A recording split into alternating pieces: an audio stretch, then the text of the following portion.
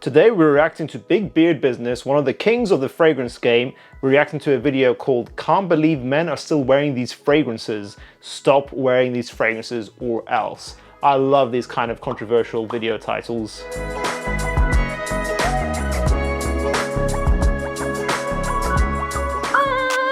Stop wearing these fragrances. YouTube, what's good? It's your boy Big Beard B, and today we are hopping into 7 fragrances you should stop wearing. I really like Big Beard's production value. I think it's gone up a lot recently. I haven't watched his videos for a while. I remember back in the day he was really famous or infamous for destroying fragrance boxes.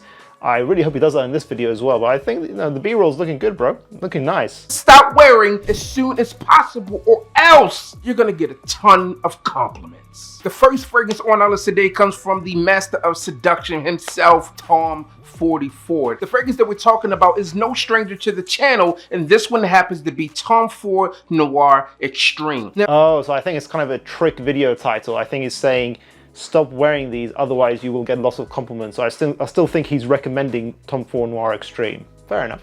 Now there is a newer release in an all gold bottle, but today we're talking about the OG. With this fragrance, you are going to experience the golden rule because compliments are going to fly off the shelves. I think this will get you a lot of compliments.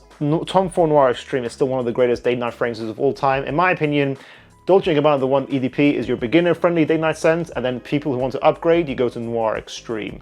The next fragrance on our list today is one that gets better with time. It features black pepper, bergamot, lavender, tons of spices. I'm thinking maybe Bulgari's Man in Black, is that what he's talking about? And it's part of the Hedonist collection from the house of Initio. And this one happens to be Initio's Rehab. I said this once, I'll say it a million times more. You spray this fragrance on and you might put them in rehab.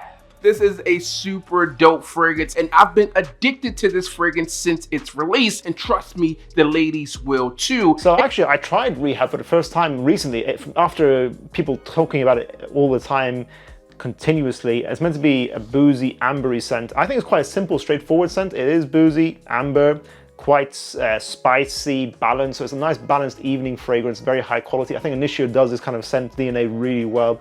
I think Rehab is one of their best. I actually think Psychedelic Love is probably better. Actually, I actually prefer that fragrance. I'm not sure why more reviewers don't talk about that release. The next fragrance on our list is one that I gave a 10 out of 10 in its official review, and it is well deserved. The fragrance comes from the house of MFK, and this one happens to be Grand Soir.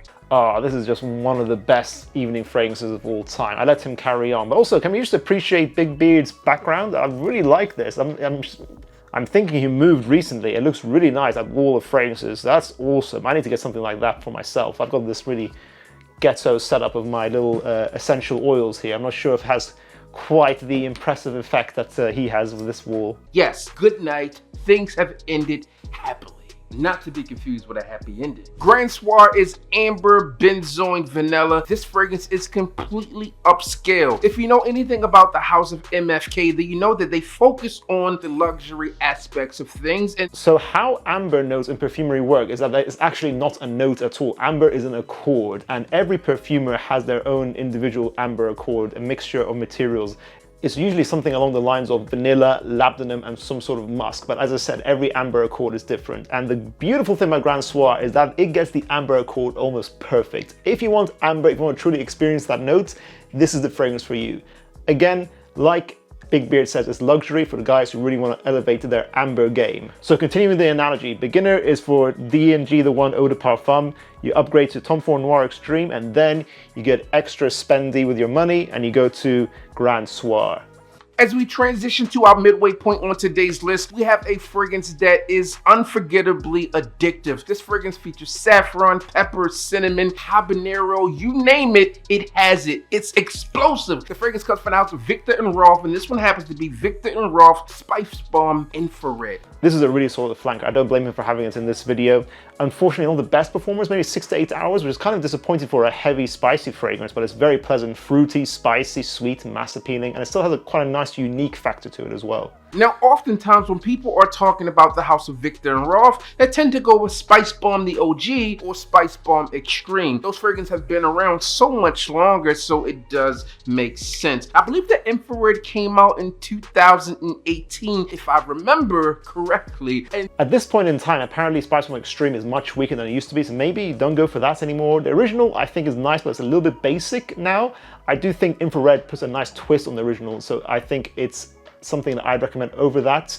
But apparently the Spicebomb Infrared Eau de Parfum, the new fragrance release, apparently is even better. I'm going to be doing a video on that soon, so maybe actually buy that flanker now at this point. Maybe that's the best version of Spicebomb.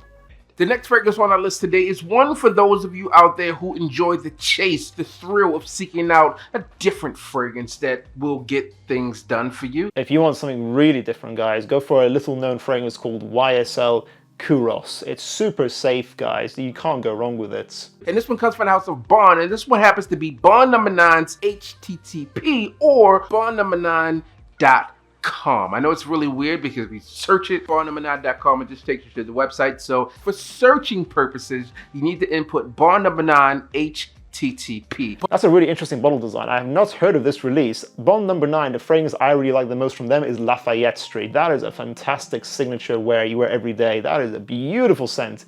Really, really nice cardamom and coriander scent. Very bright, spicy, and luxurious. Really good signature from their house. Otherwise, I don't actually like Bond No. 9. I think a lot of their releases are overpriced.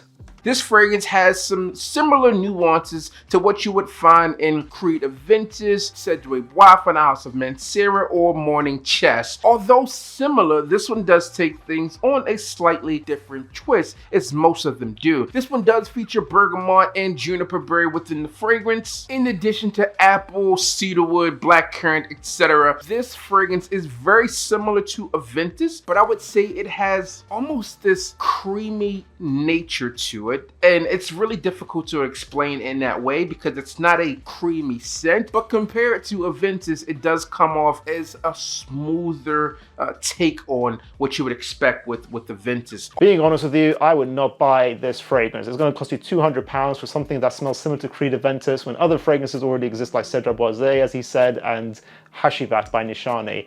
The Creed Aventus DNA, I feel, is becoming more outdated, it's becoming boring, and for this price tag, I want something more different and interesting. It doesn't sound like this is different enough to warrant the price tag, in my opinion. Now, years ago when I first came across this next fragrance, I believe the price point was $126. Don't quote me there. Since then, it's gone up quite a bit, but it still can be found for some reasonable prices, comparatively speaking, and also some people are running discounts on it. The fragrance that I'm talking about comes from the House of Margiela, and this one happens to be a part of the Replica series, and this one is Jazz Club.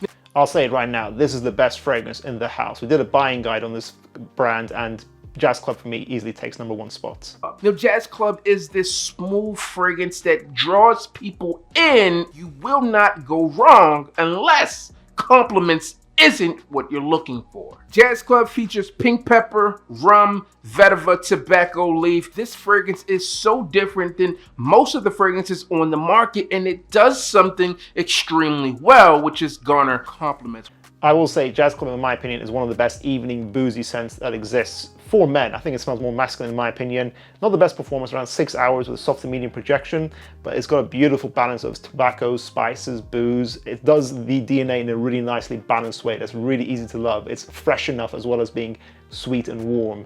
And the final fragrance I want to talk about today comes from the house of Xerjoff, and this one happens to be Monkey Special. And this one is a blend from a guitarist from Black Sabbath. This one has this gothic look to the bottle, very different than what you would get from most Xerjoff presentations. I haven't tried this release, but what do you guys think about big fragrance brands doing collaborations with musicians? Do you like that? Are you for it? Does that make you want to buy the fragrance bottles, or do you think it's a bit of a marketing gimmick? Let us know in the comments. Most Xerjoff presentations, because they tend to be classy and elegant, but not this one. This one is the bad boy of fragrances, so to speak. You will stand out like nobody's business. fragrances. With this one being the bad boy of the Xerjoff lineup, things take a darker approach. You have leather, cinnamon, and rum, but here's where things get sexy as you get the caramel, you get vanilla, musk, passion fruit, as well as geranium, and this scent is phenomenal.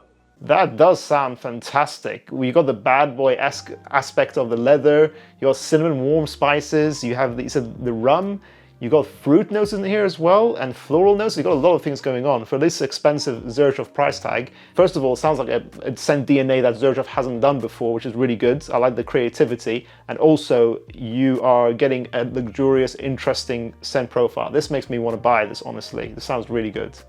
Listen, that's all I got for you today. Let me know some fragrances out there that you would stop wearing if compliments weren't it for you. YSL Kuros. Every time I wear it, guys, the compliments are just endless. So you got to be careful with that. That's all I got for you. As always, I'm your boy, Big Beard B. Don't forget to like, comment, and subscribe. Tell a friend that we are back again. And that concludes the video today, guys. Thank you, Big Beard Business, for that video. It's really interesting. I learned about some new fragrances myself.